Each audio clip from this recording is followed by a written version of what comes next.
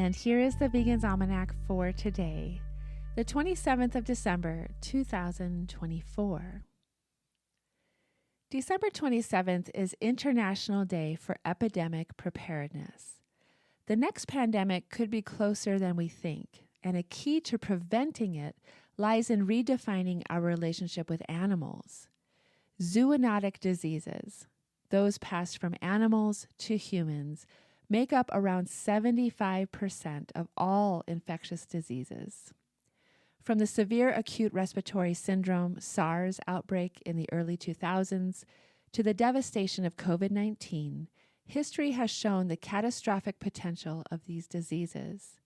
The culprits: industrial animal agriculture and wildlife exploitation. Industrial animal agriculture, with its cramped spaces, inadequate nutrition, and reliance on high-performance breeds that are prone to illnesses, is particularly culpable. On-farm stressors interfere with the normal behavior of animals and have been shown to alter the immune systems of animals and susceptibility to diseases.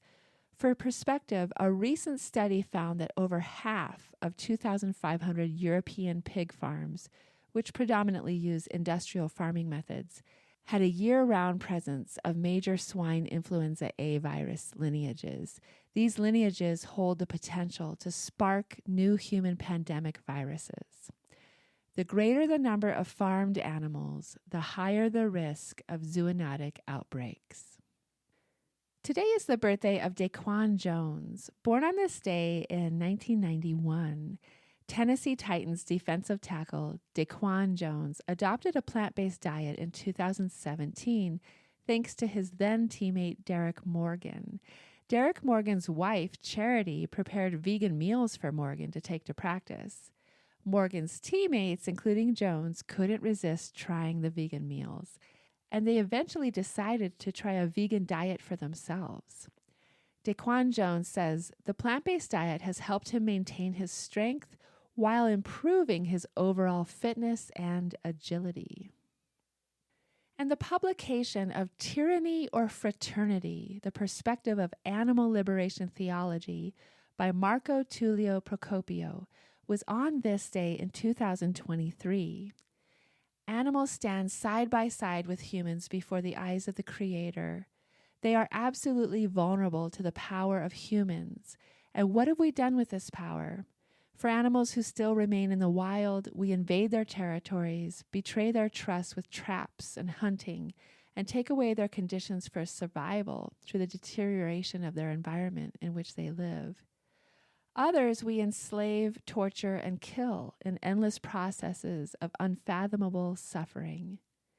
Considered as products or things in our society, they suffer in circuses, zoos, rodeos, slaughterhouses, farms, fur industries, and in research and education institutions. Given this, it is necessary to expand theological categories from an inclusive perspective, considering animals as oppressed creatures within liberation theology. Finding themselves in a situation of oppression and captivity, animals cry for liberation while perpetuating the pain of Christ, who suffers with all creatures. Every day, Christ continues to be crucified in our smallest brothers by our own hands, he who identified himself with the little ones. And here is a poem for today, Fear by Kahlil Gibran.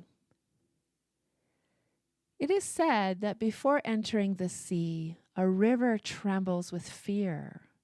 She looks back at the path she has traveled, from the peaks of the mountains, the long, winding road, crossing forests and villages. And in front of her, she sees an ocean so vast that to enter, there seems nothing more than to disappear forever. But there is no other way. The river cannot go back. Nobody can go back. To go back is impossible in existence. The river needs to take the risk of entering the ocean, because only then will fear disappear, because that's where the river will know. It's not about disappearing into the ocean, but of becoming the ocean. Fear by Kahlil Gibran. This has been the Vegan's Almanac with the reminder that we must move forward.